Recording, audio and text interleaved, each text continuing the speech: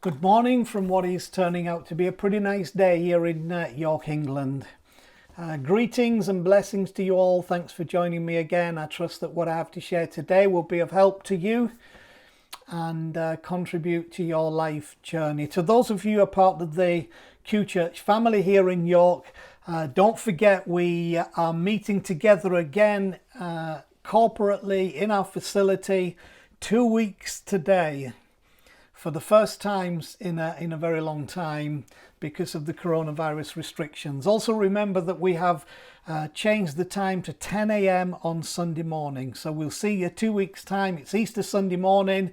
As one man sung, if Jesus could rise from the dead, you can get out of bed. So we'll look forward to seeing you at 10 o'clock on that morning, and we'll have a great time together. As I've become older, I've come to the conclusion that in almost all circumstances, the quest for certainty overshadows the quest for truth. It seems to be a driving need within the heart, the spirit, the soul, the psyche of humanity to latch ourselves to certainty. The problem with that is that within doing so, truth becomes manipulated to fit a specific narrative, thereby giving the appearance that the certainty being offered is beyond question. And that becomes the strategy of anything that has a mandate to, or a perceived mandate to gather people to a cause. Because how are we going to hold those people to that cause if we cannot give to those people a whole philosophy that is full of certainty? It happens in politics, it happens in religion, certainly happens in the life that I've lived within the church, sadly I would say. Of course, the object of certainty is to place things beyond question, and there's a certain security in placing things beyond question. But in order to do that, we have to create a sense of certainty. And when we create a sense of certainty, that is not necessarily reality. It is a wall, a protection mechanism that actually keeps us from the risks and the dangers that exist outside the boundary and the wall of certainty, because then we get into areas that we may not have an explanation for, we may not have an understanding about, and it becomes dangerous to us. So therefore we institutionalize truth and make it into a certainty within that specific narrative to give the appearance that the certainty that is being offered is beyond question. But I say, as a pastor, as a church leader, as someone who runs a community of people, that I am, yes, I am Christian, and we are certainly Christian, that we believe nothing is beyond question, even in the context of what we are doing, and it's a dangerous place to live. Some people would say, well, as a pastor, that's probably bad for business, and I would say, yes, you're absolutely right, but then we didn't get into this, nor are we supposed to be in this, because it's a business. We're supposed to be in this because we are purveyors of hope and purveyors of truth, who are not trying to gather people to us, but we're trying to gather people to the truth.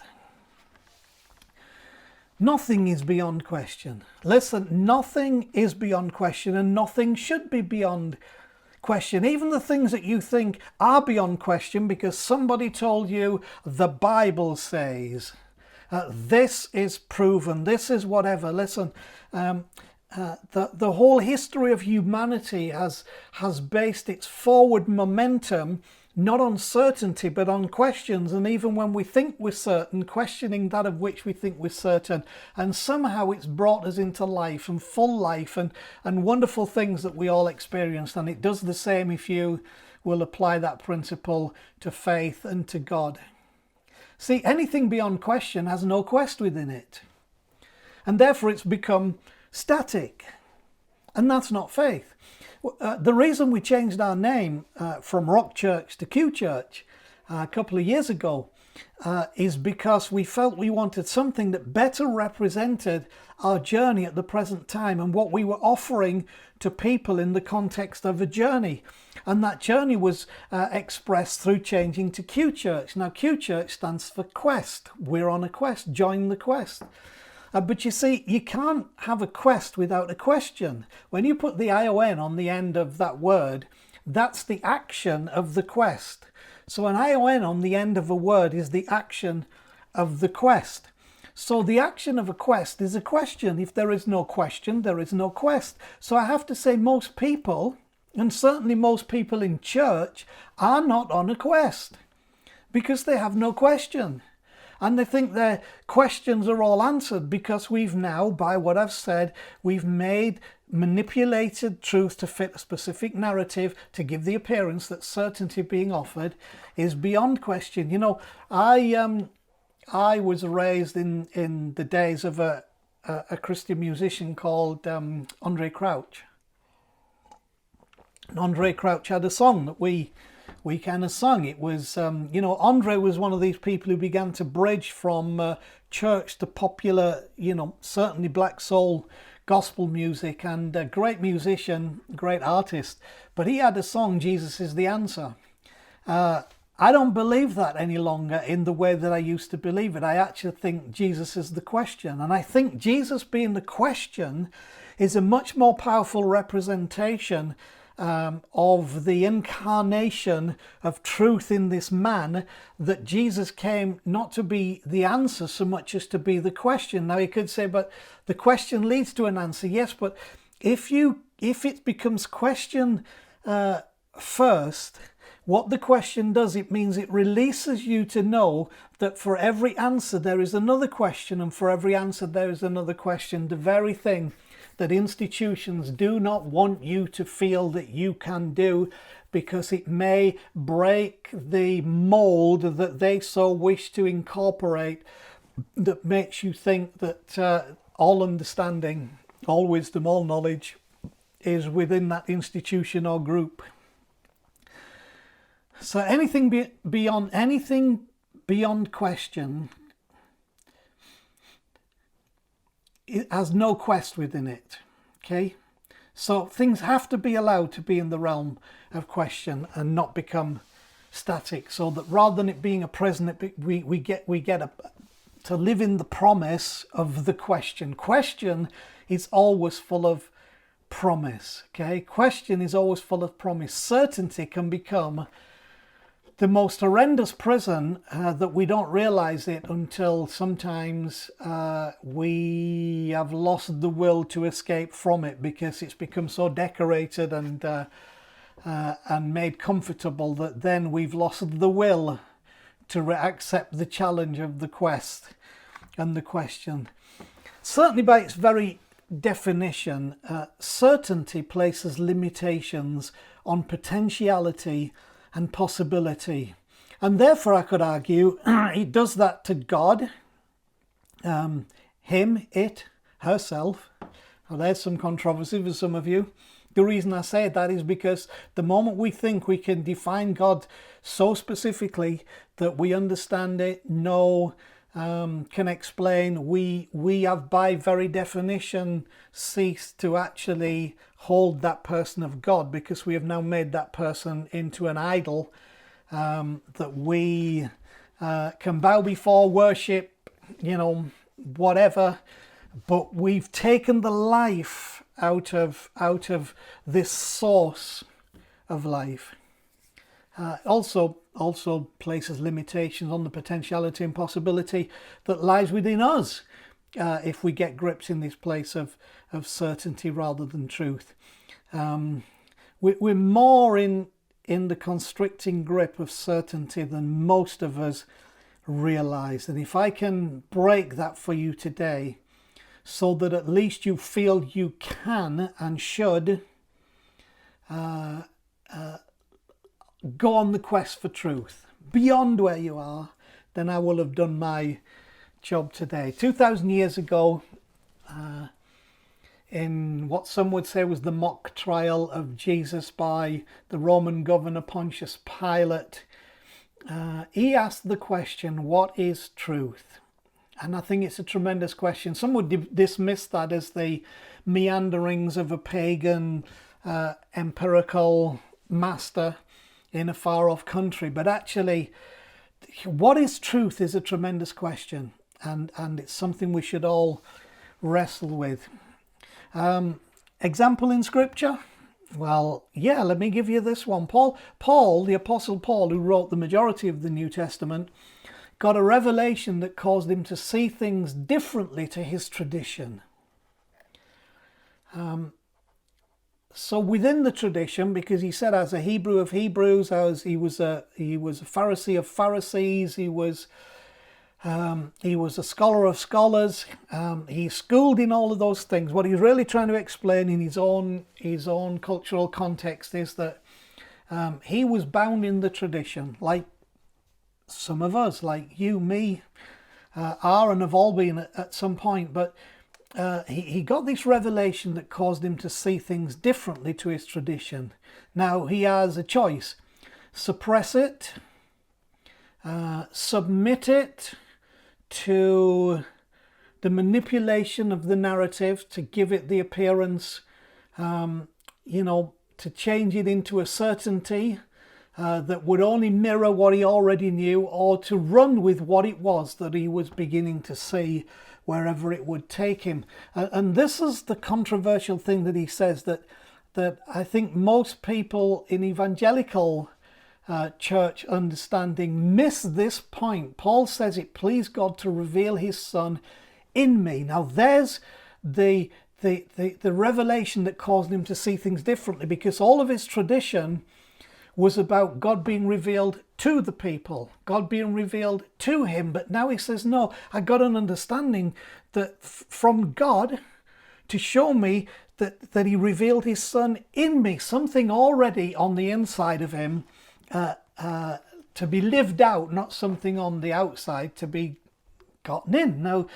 Now here's the interesting thing. The Apostle Paul tried, in respect to what he knew would happen to his new revelation, to protect it until he processed it. He took himself off to Arabia for 3 years. You'll read this in Galatians chapter 1, verse 15 and 16. So Paul gets this truth starts to emerge that shatters the old certainties of his what was then Jewish religion.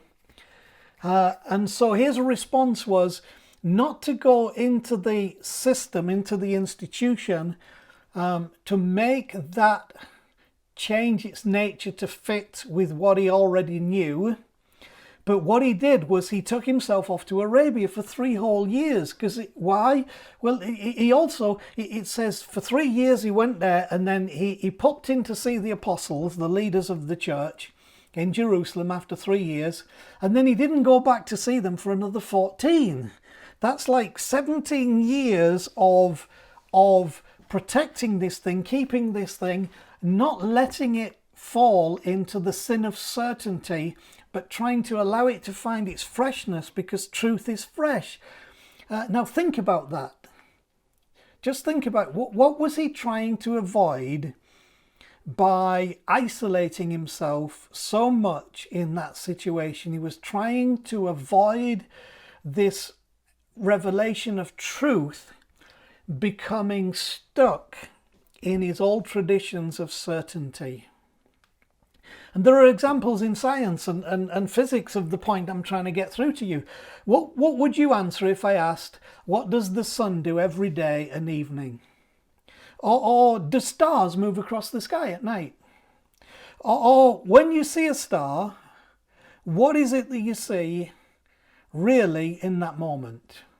Or is another one, when you describe something as empty, is there really nothing there? Because in our English language, if I show you a glass that is an empty glass, you will say, and I ask you, why is it empty? You'd say, because there's nothing in it. Well, are you certain of your answers to these questions? Are you certain? Does the sun rise and set? Or does the earth move, giving the impression that the sun rises and sets? And we have a description for it, but the description is not actually the truth, because the sun doesn't rise and the sun doesn't set. The truth is the earth moves. Or do stars move across the sky at night? Do we see different constellations because those constellations float across the sky? No, the answer is we would say we watch the stars move across the sky, but actually those stars have not moved anywhere. They've been static. They've not moved across the sky, but we have moved and given the impression that they are. And when you see a star, let's say a star is, when we talk about that's 100 light years away. What does that mean? It means that it takes a year for the light from that star to reach us in Earth. So what about the ones that are 1,000 light years away, that we know they're 1,000 light years away, and we look in the sky and we see that star? Has it ever dawned upon you that what you see in that moment in the sky is not really present in the moment, in the sense that we understand present? You're actually looking at something that happened 1,000 years ago, because it's taken 1,000 years for that light to reach us. So you're actually seeing into the past. You're seeing 1,000 years back from where you are. It's fascinating, mind-blowing stuff. And quantum physics has taught us that when we describe something as empty, and we think there's nothing there, that actually even in what we think is emptiness is full of forms that we do not see, but are present in existence and are powerful and full of potentiality.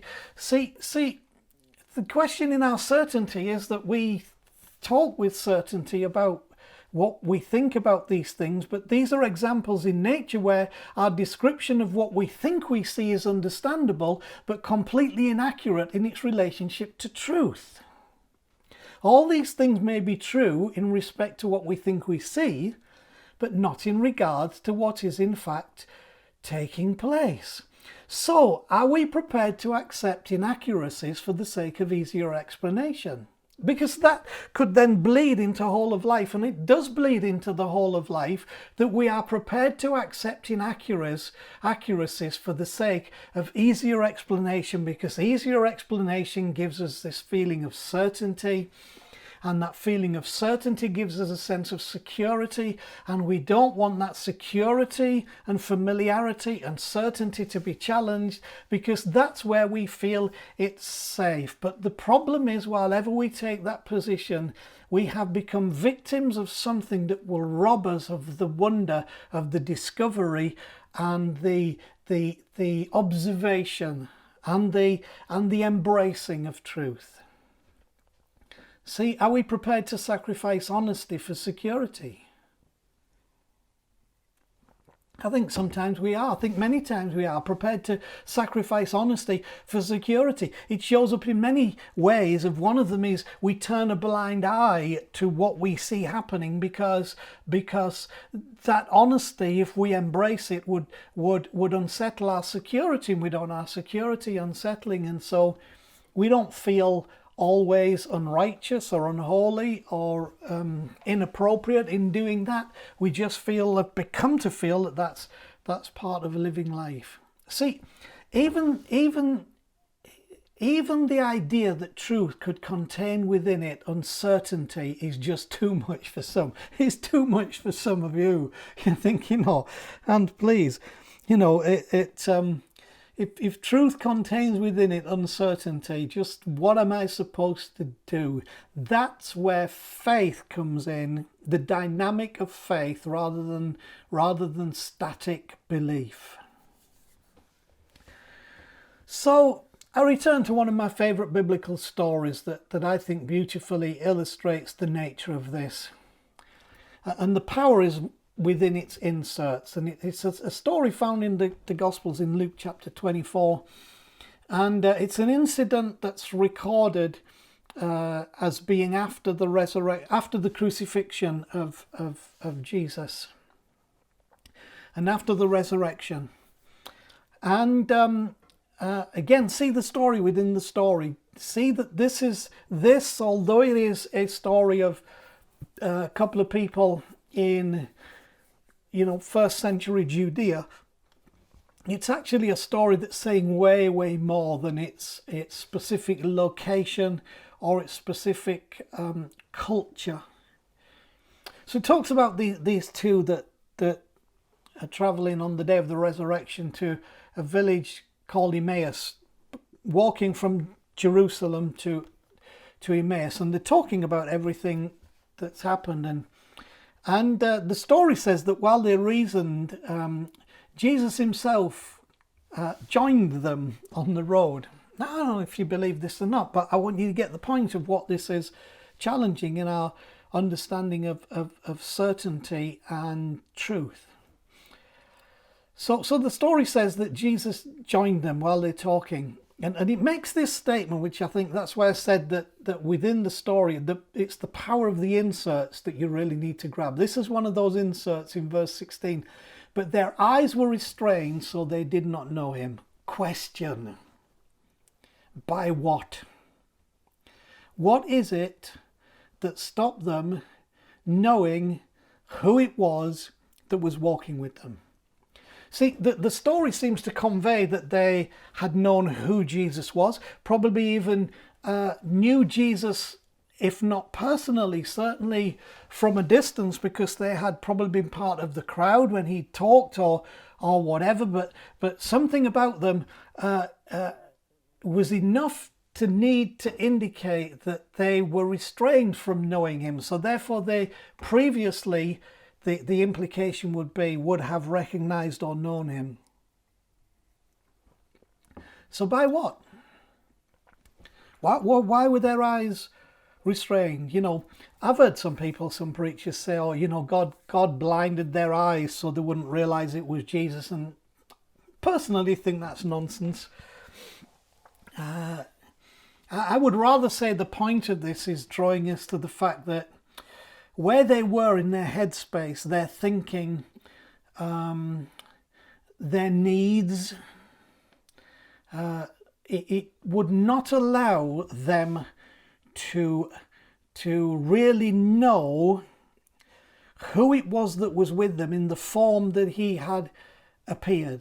That their own condition, maybe their own just being tied to certainty, would not allow them to be able to see something outside of those parameters. And so the story goes that he asked them what they were talking about, and they said, you know, basically, you know, what is wrong with you? Are you dumb? Are you a stranger or something? Because, you know, do you not know what's been happening in Jerusalem? This, you know, about Jesus of Nazareth, and now he's been taken and condemned to death, and he's been crucified. And they were going on to say that, you know, some women from the company had said he'd risen from the dead and had seen his body alive. But I want to bring you back to the middle of that, because when they talked about him being delivered and condemned to death and crucified, verse 21, here's that other little insert. But we were hoping that it was he who was going to redeem Israel. Now, here's why I believe that insert is there. They were restrained from being able to see the truth with them because of their incessant need for certainty. We were hoping that he was going to fit the model that we had created, that he was going to be in the way and form that we had expected, i.e. for them as Jews, that this Messiah had come to deliver them from the oppressive power of Rome, and therefore, because he had now died this death on the cross, how could he ever do that? See, their certainty was, we were certain that this is what he had come to do, that this is who he really was. And so that blinded their eyes to being able to access and be released because of truth. Then they go on to say, you know, his body wasn't found in the tomb, and this came seen a vision of angels, and etc., etc., etc. And then Jesus comes into the conversation, unknown that he is who he is. And if he said, I'm the truth, he could say truth starts to speak in the situation. And when they begin to listen to truth speaking to them rather than them dictating to truth, he starts by, "Oh, foolish ones." And I guess if truth were to speak to most of us who won't shut up because we're trying to impose upon truth our own certainties, the truth would say to us, "Oh, foolish ones, slow of heart to believe." So he goes on to explain. He says that he begins then, because they are practicing Jews, because of their ethnic history, he begins to talk to them from Moses and the prophets, who were so important in their culture and tradition, and starts to show within their culture and tradition from their scriptures things that pointed to this truth, right? And with all of us, there are things within our tradition, within our experience, within our culture, within our experience that are pointing us to truth that we often don't and are not willing to see. But then he goes on to say this is the other insert. "Then they drew near to the village where they were going."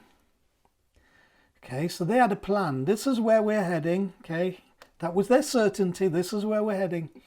And this is a classic statement, but he indicated that he would have gone further. Now, what's interesting, if you look on a map of that time and Jerusalem and Emmaus, and you look at further as a geographical distance, you would have to say, well, there really is no further in the sense of the next town or whatever.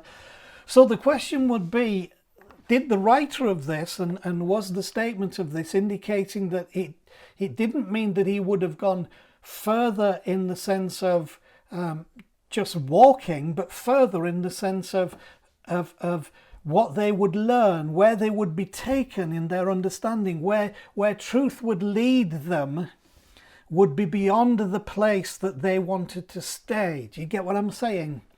Because truth will always and consistently take you further than certainty will ever allow. So there's this issue here of their own need for certainty, even had specifically where they would go and where they would stop, and beyond which point they were not prepared to go, even though truth in the form of Jesus in this story was indicating it would have taken them further. And so then it goes on to say, but they constrained him. This is the other insert. They constrained him by saying, "Abide with us, stay with us. Oh, it's evening, the day's far spent, there isn't time. We've got to where we need to go. We don't want to go any further. Stay with us." They constrained him, "Stay with us." Now, this is the other problem of certainty. Certainty, when challenged, will also always constrain the truth to stay within the bounds of the certainty which has been established. That becomes home base. And having been raised in Pentecostal evangelical Christianity all my life, I know that we had certainties that were home based, that we couldn't go beyond. Well, I've changed and I've gone beyond some of those things, and there are things I no longer believe and will no longer interpret through the models that I was given, and nothing is exempt from that, whether it's questions about hell, eternity, life, death, Jesus, the Bible, the nature and character of God, any of these things, none of them beyond that question, because the problem with certainty is that certainty will say to truth, "Abide with us, stay with us," and then they want to promote that truth to say, "Look, the truth is with us," when actually the truth wanted to go somewhere else and you would not let it. And it could be the death of the church, never mind the life of the church, that whole attitude. They said, "Abide with us, stay with us." So here's a grace. He went in to stay with them. There's a graciousness that says, okay, I will give what I am and do what I can within the constraints that you have provided within your certainty. But there is a grace of presence from the source of all life that somehow finds the grace to stay with us and come into our place when we said, well, this is where we live, this is where we stay. That's a grace. So where's the other insert now? So he goes in the house and he stays with them and they sit at the table, and then he takes bread and blesses it and breaks it and gives it to them. So this is a model of the communion setup. Okay, so it's an expression of, the bread broken, and that was always something that would speak, and it spoke to these people. And it says, then their eyes were opened and they knew him. So this is the insert. So something happened that suddenly triggered them for their eyes to be opened. And suddenly they knew who it was. They knew that truth was with them. They knew that Jesus was with them. They knew that the Christ was with them. Whatever terminology you wish to use there, they're all interspersed within this. They knew that truth was with them in that moment. But here's the wonderful insert. He says, and he vanished from their sight. So in the moment that they suddenly become aware of truth being present in this particular form, which was the form of Jesus, that he vanishes from their sight in that form. They were denied the opportunity to iconize and idolize and frame that singular idea of what he looked like. He disappeared before they could pull out their cell phones, mobile phones, and take a selfie with him, or before they could take a picture of him, because had they been able to do that, they would have said, this is Jesus. Look, I have a picture of Jesus. See, there's a great lesson here for us in our modern world, where we can so easily and so quickly pull out our phones, take a picture of something, and then we iconize that, we idolize that, we fix it in time. We say, this is it. This is Jesus. This is Christ. This is the gospel. This is the Bible. This is God. Because we've taken this snapshot in a moment. But the lesson here is that he vanished from their sight. Why? He vanished from their sight because he did not want them to get stuck in this place of certainty about something that should not be put into certainty, because truth should not be bound within the restrictions of certainty. Do you see what I'm saying? Now, this, like I say, some of you will be like, well, I can't handle that. But it's a wonderful releasing freedom. So here's my observations about that. Then I'll bring this to a close. I've talked for long enough. Jesus never tells them who he is. Right? That's interesting. He never tells them who he is. He wants them to come to a discovered revelation of him to them. And he engages them in a mode of questioning and searching. That's what he does, because he doesn't tell them who he is. He begins to engage them. He wants them in a mode of questioning and searching. And then, as I've said to you, he disappears from their sight before they can take a photograph of him.